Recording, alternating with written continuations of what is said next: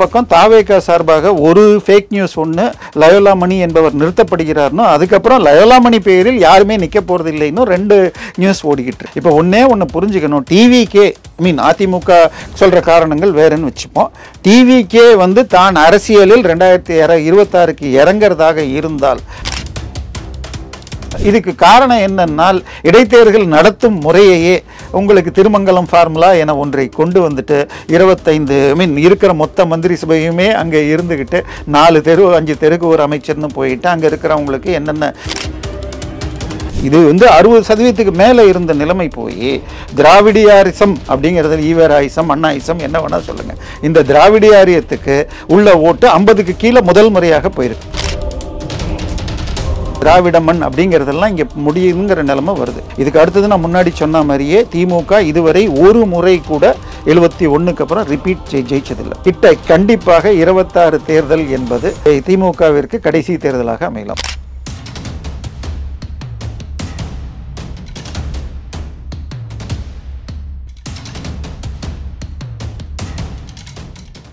Real நேயர்களுக்கு வணக்கம். இன்று நம்மளுடைய நேர்காணலுக்கு அரசியல் விமர்சகர் திரு தேவப்பிரியா அவர்களை நினைச்சிருக்காங்க. சார் வணக்கம். வணக்கம். எப்படி இருக்கீங்க? நல்லா இருக்கேன். நடக்க போற ஈரோடு கிழக்கு இடைத்தேர்தல் இந்த ஆட்சி காலத்திலே 3வது முறை, அதாவது முதல் முறை, அதுக்கப்புறம் EVK இளங்கோவன், அதுக்கப்புறம் இது 3வது முறை. பிப்ரவரி 5ஆம் தேதி தேர்தல் கண்டெக்ட் பண்ணியிருக்காங்க. எல்லாமே ஓகேவா இருந்தாலும் இந்த ஒரு தேர்தலில் ADMK போட்டியிடலை அப்படிங்கிற மாதிரி ஒரு தகவல் வந்திருக்கு. அது குறித்து 11ஆம் தேதி அஃபிஷியல் நியூஸே வரப்போறதாகவும் தகவல் வந்திருக்கு. ஃபர்ஸ்ட் இந்த தகவல் எல்லாமே உண்மையா? இல்ல, இதுல இணையத்துல தெளிவாக அவங்களுடைய தொடர்பாளர்கள் கொடுத்திருக்காங்க. ADMK தொடர்பாளர்கள் 10ஆம் தேதி அன்னைக்கு நாமினேஷன் ஸ்டார்ட் ஆகுது. ஸோ அடுத்த நாள் நாங்கள் கூடிட்டு அந்த மாவட்ட செயலாளர்கள் இது கட்சியில் மேல்மட்ட குழு மூடிட்டு அஃபிஷியலாக அனௌன்ஸ் பண்ணுவோங்கிற மாதிரி சொல்லியிருக்காங்க.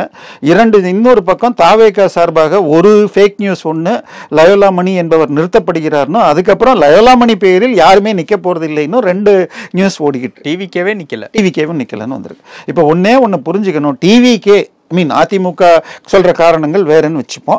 டிவிக்கே தான் அரசியலில் 2026க்கு இறங்கிறதாக இருந்தால், அதாவது திரு ஜோசப் விஜய் அவர்களை முதலமைச்சர் கேண்டிடேட், நான் தமிழ்நாட்டுக்கு சீரியஸ் கேண்டிடேட் பாலிடிக்ஸ் பண்றதுக்காகத்தான் டிவிக்கே நான் ஆரம்பிச்சிருக்கேன் என்றால் இதுல நிக்கலங்கிறது அவர் ஒரு ஃபேக் கேண்டிடேட் கட்சிங்கிறது தான் எனக்கு உறுதியாகிறது. ஏன்னா எம்ஜிஆர் அதாவது 1967 வரைக்கும் காங்கிரஸ் தான் தொடர்ந்தது. அதற்கு பிறகு 67 அண்ணாதுரை வந்தார். அண்ணாதுரை மறைவிற்கு பிறகு மு கருணாநிதி வந்தார். 71 எம்ஜிஆர் மத்தியில் இந்திரா காந்தி ஆட்சியை கலைக்க அவரோடு இவரும் ஆட்சியை கலைச்சிட்டு தமிழக சட்டசபையும் கலைச்சிட்டு ஒரு வருடம் முன்னாடி அதுல எம்ஜிஆர் ஆதரவு இந்திரா காந்திக்கு இருந்த நல்ல பேர் சேர்ந்து பெரிய வெற்றி கரைஞ்சாங்க. ஆனால் எம்ஜிஆர் பிரிந்த பிறகு இன்று வரை திமுக 2வது தடவை ஜெயிச்சதில்லை. ஒரு 5 ஆண்டுக்கு பிறகு ரிப்பீட் ஆனதில்லை. ஆனா 72 எம்ஜிஆருடைய செல்வாக்கின் பொறாமை கண்டு அவருக்கு போட்டியாக தன்னுடைய மகன் முத்துவ சினிமாவில் நடிக்க வச்ச எம்ஜிஆர் ரசிகர் மன்றத்தை கலைக்கணும்னு இது பிரஷர் கொடுத்து இதையெல்லாம் பண்ண உடனே அவர் கட்சியிலிருந்து கணக்கு கேட்டுட்டு வெளியில வந்துட்டார். வந்தவுடன் தன்னுடைய செல்வாக்கை நிரூபிக்கிறதுக்கு அவர் பயன்படுத்தி கொண்டது திண்டுக்கல் இடைத்தேர்தல். அதுல தான் அங்க மாயத்தேவரை நிக்க வச்சு இரட்டை இலை சின்னத்தையும் பெற்று மாபெரும் வெற்றி பெற்று தான் அதை ஆரம்பிச்சு. ADMK இப்ப இடைத்தேர்தலில் போட்டி இல்லை, அந்த இடைத்தேர்தலில் போட்டியிடல. இதுக்கு காரணம் என்னன்னால் இடைத்தேர்தல் நடத்தும் முறையையே உங்களுக்கு திருமங்கலம் ஃபார்முலா என ஒன்றை கொண்டு வந்துட்டு 25 இருக்கிற மொத்த மந்திரி சபையுமே அங்கே இருந்துக்கிட்டு 4 தெரு 5 தெருக்கு ஒரு அமைச்சர்னு போயிட்டு அங்கே இருக்கிறவங்களுக்கு என்னென்ன அப்போவே செய்ய முடியுமோ அப்பவுமே செய்யறது, அதுக்கப்புறம் இது உறுதிமொழி கொடுத்து எல்லாமே செய்யறதுன்னு ஒன்று கிட்டத்தட்ட ஒரு நெருக்கடி நிலை மாதிரி கொடுத்து மக்களை மாற்றி ஓட்டி போட முடியும். இது அதிமுக காலத்தில் அதிமுகவும் செஞ்சிருக்கு. இன்னும் சொல்லணும்னா 2001 2006 கிட்டத்தட்ட எலெக்ஷனுக்கு முன்னாடி பெண்ணகரத்துலேயே எங்கேயோ ஜெயிச்சாங்க. அடுத்த இதில் அவங்களே அங்கே தோத்துருக்காங்க. ஸோ இதெல்லாம் நடந்திருக்கு. ஸோ பை எலெக்ஷனில் ஜெயிக்கிறதுங்கிறது தமிழ்நாட்டை பொறுத்த வரைக்கும் ஆளுங்கட்சிக்கு வாய்ப்பு அதிகம். ஆனால் தன்னுடைய பலத்தை நிச்சயமாக சொல்லணும். இதில் இன்னொரு பிரச்சனை, இது ஈரோடு கிழக்கில் போன முறை நின்னாங்க. அப்பையும் அதில் என்ன ஒன்று மக்களுக்கு மிகப்பெரிய லாபம் இருந்தது. கிட்டத்தட்ட 700 கோடி ரூபாய் EVKSக்காக திமுக செலவு செஞ்சது. பட்டி கட்டி கிட்டத்தட்ட காலையிலேருந்து சாயங்காலம் 3 வேளை சாப்பாடு 20 நாளைக்கு அங்கே இருக்கிற தொகுதியில் கூட்டணியில பல மக்களுக்கு கொடுத்தாங்க. இந்த மாதிரியான விஷயங்களை மனசுல வச்சுட்டு தான் ஏடிஎம்கே நிக்கலையா? இல்ல, அதுக்கு போட்டியா நான் வந்து சீமானை விட அதிகமா வாங்கணும் அப்படிங்கிற நிலைமையில இவங்களும் காசு கொடுத்தாங்க ஓட்டுக்கு. அதிமுகவும் ஓரளவுக்கு காசு கொடுத்தது. ஏடிஎம்கே வந்து சீமானை பாக்குறாங்களா? அதை விட டபுளாவது வாங்கணுங்கிற நிலைமை இருக்குல்ல சார். இன்னைக்கு 24 தேர்தல் எடுத்துக்காங்க, பார்லிமெண்ட் எலெக்ஷன் தேர்தலில் இவங்க 20 புள்ளி சம்திங் எடுத்திருக்காங்க அதிமுக கூட்டணி, பாஜக 18 புள்ளி சம்திங். இந்த 20 கம்மின்னு சொன்னா அதிமுக என்ன சொல்லுது? 2021 தேர்தலில் நாங்க வாங்கின ஓட்ட விட அப்படிங்க 19 தேர்தலை விட ஜாஸ்திங்க. 19ல் நீங்க நின்னது 21 தொகுதியில், 24 நின்னது 34 தொகுதியில். 5 சீட்டு இவங்களுக்கு கொடுத்தது, ஒரு சீட் எஸ்டிபிஐ கொடுத்தது போக 33 சீட்டில் நீங்கள் நின்னீங்க. 33ல் வந்து அதை விட 0.5% ஜாஸ்தின்னா நீங்கள் நின்னது 50% ஜாஸ்தி சீட்டு. 24லேருந்து ஒரு 10 சீட் அதிகமாக நின்றுட்டு 0.5% ஜாஸ்தின்னா நீங்கள் வாங்கியிருக்கிற ஓட்டு குறைஞ்சிருக்கு. ஸோ அந்த இடைத்தேர்தலில் தான் நம்பர் 2ங்கிறத நிலைநாட்டுறதுக்காக அவங்களும் பணம் செலவு. அதுக்கு அடுத்தது விக்கிரவாண்டி வந்தப்போ இந்த செலவு செய்ய வேண்டாம். ஆனால் விக்கிரவாண்டியில் இன்னொன்று 24 தேர்தலில் நிகழ்ந்த 2 விஷயத்தை ஒன்று பார்க்கணும். ஒன்று, திமுக பிளஸ் அதிமுக ரெண்டும் சேர்ந்து வாங்கின மொத்த ஓட்டு 45 கீழே போயிடுச்சு. இது வந்து 60% மேலே இருந்த நிலைமை போய் திராவிடியாரிசம் அப்படிங்கிறது, ஈவேராயிசம், அண்ணாயிசம் என்ன வேணா சொல்லுங்க, இந்த திராவிடியாரியத்துக்கு உள்ள ஓட்டு 50க்கு கீழே முதல் முறையாக போயிருக்கு. அதே போதில் எந்த ஒரு இந்த கட்சியும் இல்லாம, ஐ மீன் திராவிடம் என்ற பெயர் கொண்ட கட்சியே இல்லாத கூட்டணிகளை வச்சு முழுக்க பிஜேபி கூட்டணிக்குன்னு சொல்லி கிட்டத்தட்ட 19% ஓட்டை அண்ணாமலை கூட்டணி வாங்கியிருக்கு. ஸோ இனிமேல் திராவிட மண் அப்படிங்கிறதெல்லாம் இங்கே முடியுங்கிற நிலைமை வருது. இதுக்கு அடுத்தது நான் முன்னாடி சொன்ன மாதிரியே திமுக இதுவரை ஒரு முறை கூட 71க்கு அப்புறம் ரிப்பீட் ஜெயிச்சதில்லை. இன்னொன்று, ஒரு கூட்டணி அதே பலத்தோடு இருந்தால் 2 எலெக்ஷன் 3 எலெக்ஷனில் அதனால அவங்க ஜெயிக்க முடியுமா அப்படின்னு பார்த்தா பெஸ்ட் எக்ஸாம்பிள் 96, 98. 96ல் ஜெயலலிதா அவர்கள் அந்த தேர்தலில் இந்த வளர்ப்பு மகன் திருமணம் எல்லாம் வந்து இது தோற்று போனார்கள். அவர்களே தன்னுடைய பர்கூர் சீட்டையும் தோத்தாங்க. அதற்கு முக்கியமான காரணம் மூப்பனார் அவர்கள் காங்கிரஸ் கட்சியை உடைச்சிக்கிட்டு ரஜினிகாந்த் ஆதரவோடு அண்ணாமலை சைக்கிள் தன்னுடைய சின்னமாக வச்சுக்கிட்டு, ஸோ அவங்க 20-20ன்னு சொல்லி பார்லிமெண்ட்லேயும் இதில் 40 சீட்டும் நம்ம கொடுத்து கிட்டத்தட்ட 40க்கு 40 பார்லிமெண்ட்லேயும் இதில் 200க்கும் அதிகமான சீட்டை ஜெயிச்சாங்க. பிரதான எதிர்கட்சியாக இது அதிமுக வரல அந்த தேர்தலில். ஆனால் 98ல் அதே வந்து அதிமுக ஜெயலலிதா அம்மையார் 3 கட்சிகளை கூட்டணி சேர்த்துக்கிட்டாங்க. பாமக, அதிமுக, மதிமுக, வாழப்பாடி ராமமூர்த்தி, சுப்பிரமணிய சாமி இவர்கள் எல்லோரையும் சேர்த்துக்கிட்டு நின்னப்ப கிட்டத்தட்ட 31 சீட்டு ஜெயிச்சாங்க.